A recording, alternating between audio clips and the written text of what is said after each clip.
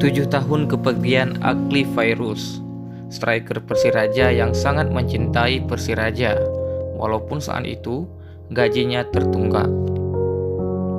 Akli meninggal dunia setelah berbenturan dengan kiper PSAP Sigli.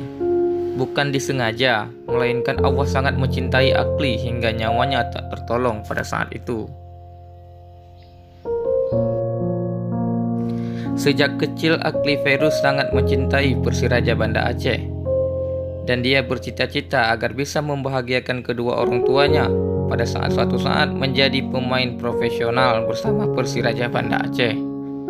Tapi sayang, Allah terlalu cinta kepadanya.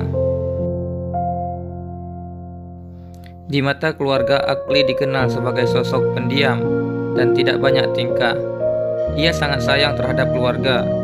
Sebelum menghadap Sang Khalik, Akli pernah menyampaikan cita-citanya ingin menjadi guru dan pelatih sepak bola usai pensiun dari bermain bola. Maklum, tukang gedor Persiraja ini merupakan alumnus FKIP olahraga Universitas Syah Kuala. Sebelum membela Persiraja, Akli pernah bermain di sejumlah klub Aceh musim 2010-2011. Akli membantu Persiraja menjadi runner-up divisi utama.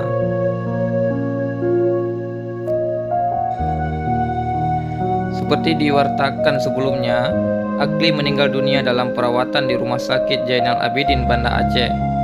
Ia meninggal setelah sempat dirawat di rumah sakit selama beberapa hari akibat cedera parah usai berbenturan dengan kiper PS Sigli, yaitu Agus Rahman.